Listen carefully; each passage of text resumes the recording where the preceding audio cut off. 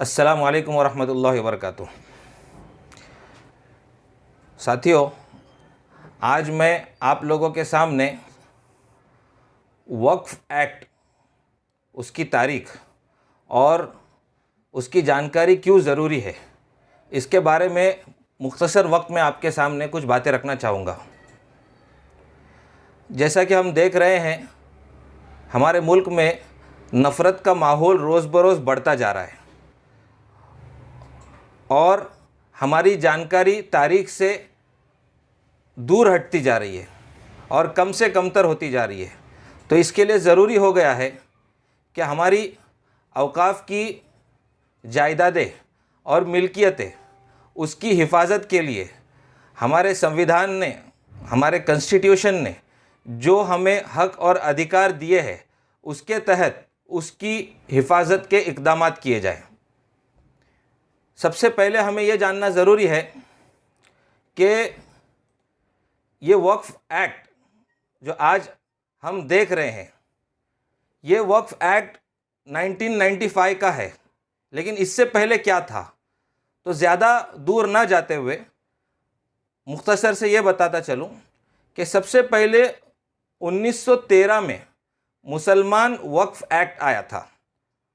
उसके तहत औक़ाफ़ की सारी प्रॉपर्टीज़ का कारोबार किया जाता था। मतलब उस कानून के तहत वक्फ़ की प्रॉपर्टी के रजिस्ट्रेशन और उसका गैज़ेट और उसकी सारी चीज़ें तैयार की जाती थी। उसी वक्त में 1920 में the charitable and religious trust act लागू किया गया था, जिसके तहत वक्फ़ के अलावा जो दीगर मज़ाहिब के प्रॉपर्टियाँ थी, उन लोगों के लिए ये एक्ट और ये कायदा और कानून लागू था। लेकिन उस वक्त से लेकर आज तक एक सबके नज़दीक एक्सेप्टेड, काबिल कबूल एक उसूल था, once a Waqf always a वक्फ़। यानी एक मरतबा कोई चीज़ वक्फ़ की गई, वक्फ़ का मतलब था अल्लाह के लिए किसी चीज़ को सुपुर्द कर देना हमेशा हमेशा के लिए, वो मूवेबल एसेट हो या इमूवेबल हो। लेकिन हम यहाँ जो बात कर रहे हैं वो सिर्फ ज़मीन की बात कर रहे हैं।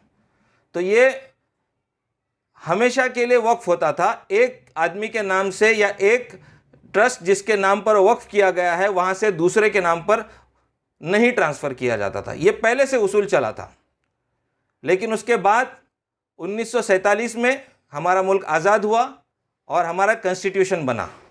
कॉन्स्टिट्यूशन जिस वक्त बना, उस वक्त राइट टू प्रॉपर्टी ये फंडामेंटल राइट में था, यानी बुनियादी हुकूक में था, शामिल था। और उसी के साथ साथ फिर एक नया कानून आया, बॉम्बे पब्लिक ट्रस्ट एक्ट। मैं महाराष्ट्र के इर्द गिर्द के लोगों के लिए बताना चाह रहा हूँ कि ये बॉम्बे पब्लिक ट्रस्ट एक्ट 1950 में आया और ये मुसलमान वक्फ़ एक्ट से जितने भी दफ्तर थे और जितने भी वक्फ़ की ज़मीनों के रिकॉर्ड्स थे, वो पूरे के पूरे चैरिटी कमिश्नर के पास भेज दिए गए। यानी गैजेट से लेकर उसके जितनी एप्लीकेशन फॉर्म, रजिस्ट्रेशन और कितनी ज़मीन है और कितना उसका इनकम और कितना उनका एसेट और लायबिलिटी है, उसके सारे रिकॉर्ड्स वो मुसलमान वक्फ़ एक्ट से हटाकर, उसके ऑफिसर्स से हटाकर बॉम्बे पब्लिक ट्रस्ट एक्ट के तहत चैरिटी कमिश्नर के पास आया। और तब से लेकर 1995 तक ये जो है बॉम्बे पब्लिक ट्रस्ट एक्ट के अंडर चैरिटी कमिश्नर के पास इसके सारे रिकॉर्ड रहे। लेकिन उसी के बाद एक चीज़ और हुई कि हमारा 44th अमेंडमेंट एक्ट 1978 में जो आया, जिसमें प्रॉपर्टी, राइट टू प्रॉपर्टी, ये फंडामेंटल राइट ना रहते हुए ये लीगल कॉन्स्टिट्यूशनल राइट बन गया। फंडामेंटल कॉन्स्टिट्यूशनल राइट से लीगल राइट बन के रह गया। मतलब सरकार जब भी चाहेगी किसी की भी ज़मीन नोटिस देकर हमसे ले सकती है। तो हमारा जितना ज़मीनों के ऊपर अधिकार है वो सिर्फ़ और सिर्फ लीगल अधिकार है। सरकार जब चाहेगी रिजर्वेशन डाल सकती है और ज़मीन ले सकती है, सिवाय वक्फ़ के ज़मीनों के, क्योंकि once a Waqf always a वक्फ़। ये बहुत अहमियत की भरी बात है हमारे लिए जानना ये तारीख को। और ये जानना कि अभी हमारा काम क्या है। अब मैं यहाँ पर बताना चाहूँगा कि लोग हमसे सवाल करते हैं कि क्या वक्फ बोर्ड में या वक्फ कैटेगरी के अंडर ज़मीन को रजिस्टर करना ज़रूरी है? हाँ, बिल्कुल ज़रूरी है। क्या हम लोग जब गाड़ी खरीदते हैं तो आरटीओ में रजिस्टर नहीं करते? क्या हम ज़मीन खरीदते हैं तो महसूल विभाग में रजिस्टर नहीं करते? तो वक्फ की ज़मीनों का प्रॉपर रजिस्ट्रेशन क्यों नहीं करना चाहिए?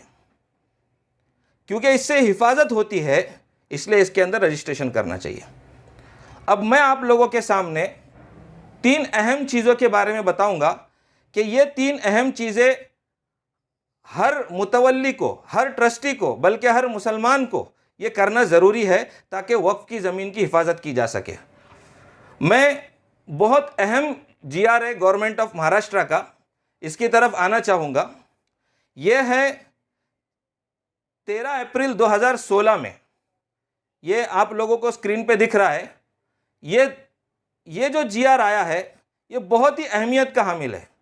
इसके अंदर ये कहा गया कि वक्फ की ज़मीनों के इल्लीगल ट्रांसफ़र को रोकने के लिए वक्फ की ज़मीन के हर सातबारे पर, प्रॉपर्टी कार्ड पर वक्फ प्रतिबंधित सत्ता प्रकार, ये वर्ड डाला जाए। इस वर्ड के माने क्या है? प्रतिबंधित सत्ता प्रकार मतलब लिमिटेड पावर राइट्स, ये इस ज़मीन के तहत है और ये वक्फ की ज़मीन है। उमूमन ये होता रहा कि जो लोग अपने ईमान के साथ खिलवाड़ करते रहे या जिनको कानून की कम जानकारी रही, उन्होंने वक्फ की ज़मीन को बेचने की कोशिश की और ख़रीदार भी नुकसान में आया और बेचने वाला भी प्रॉब्लम में आया। वक्फ की ज़मीन बेची नहीं जा सकती, फिर भी उसकी बिक्री होती रही। उसकी वजह यह देखी गई कि वक्फ की डिटेल जानकारी वक्फ बोर्ड में या चैरिटी कमिश्नर में मौजूद है, लेकिन ज़मीन के जो कागजात होते हैं उस पर कहीं लिखा हुआ नहीं था। तो ये 2016 में कानून आया।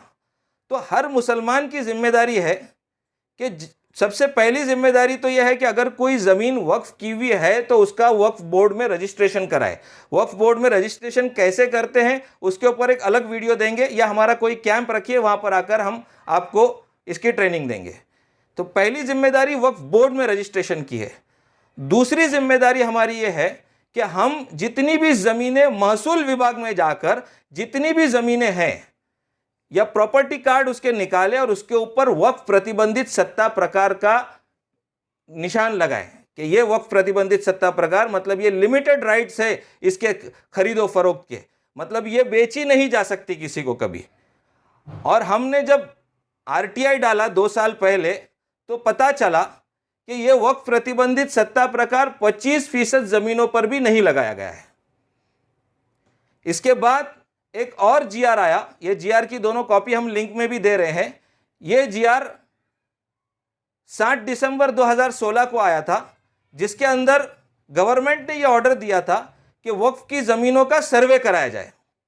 मतलब ये सर्वे जो है वक्फ बोर्ड से नहीं बल्कि महसूल विभाग की तरफ से था कि जितनी भी ज़मीनें सातबारे के रिकॉर्ड के अंदर या प्रॉपर्टी के जितने भी रिकॉर्ड्स है उस ज़मीन के अंदर अगर वक्फ की कितनी ज़मीनें हैं उसका रिकॉर्ड सामने लाया जाए और जिस पर नहीं लिखा हुआ है वक्फ प्रतिबंधित सत्ता प्रकार उसके ऊपर लगाया जाए।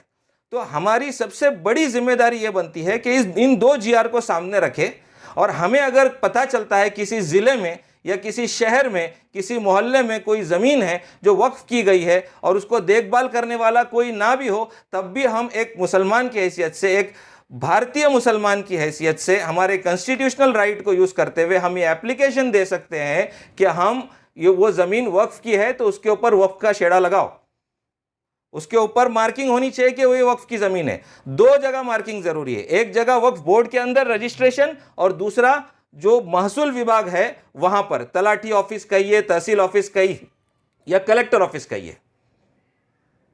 ये दूसरी जिम्मेदारी हमारी है। और हमारी तीसरी जिम्मेदारी यह है कि वक्फ के गैजेट पुराने और नए हम हासिल करें। जिस किसी को भी पूरे महाराष्ट्र का अगर वक्फ का गैजेट चाहिए तो वो हमसे कांटेक्ट करें। हमारे पास बहुत हद तक हर ज़िले के वक्फ की ज़मीनों की जो गैजेट में पब्लिश होते हैं, यानी सरकारी जो न्यूज़पेपर है गैजेट जिसको कहते हैं, उसके अंदर तो हर साल वो छपते रहते हैं। हमारे पास कुछ साल पुराने गैजेट की डिटेल्स मौजूद है। अपने ज़िले के अंदर कितनी वक्फ की ज़मीनें हैं उस गैजेट के ज़रिए आप देख सकते हैं। वो कभी कम भी होती है, कभी ज़्यादा भी होती है, वो हमारे को देखते रहना चाहिए। और वो गैजेट की कॉपी हमसे लेकर या आप अपने ज़िले से लेकर उसके अंदर जो भी वक्फ की ज़मीनें हैं उसकी डिटेल्स वक्फ बोर्ड से या चैरिटी कमिश्नर से हमको निकालनी चाहिए। ये मैं इसलिए बोल रहा हूँ क्योंकि बहुत सी ज़मीनें ऐसी है जो हमारे भी नज़र में आई, जिसको देखने वाले, पूछने वाले ट्रस्टी, मुतवल्लियान नहीं रहे। तो हमारी जिम्मेदारी है कि हम उसकी डिटेल्स को निकालें। उसकी डिटेल कैसे निकालते हैं, ये फॉर्म हमने इसके साथ दे रखा है।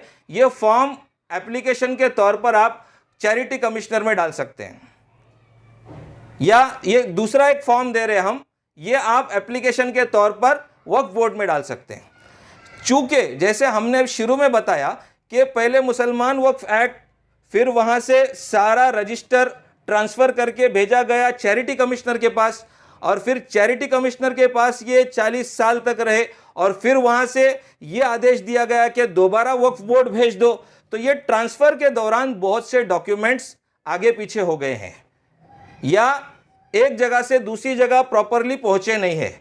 तो हमारी जिम्मेदारी ये है कि हम उसको निकालें, और हर ट्रस्ट का परिशिष्ट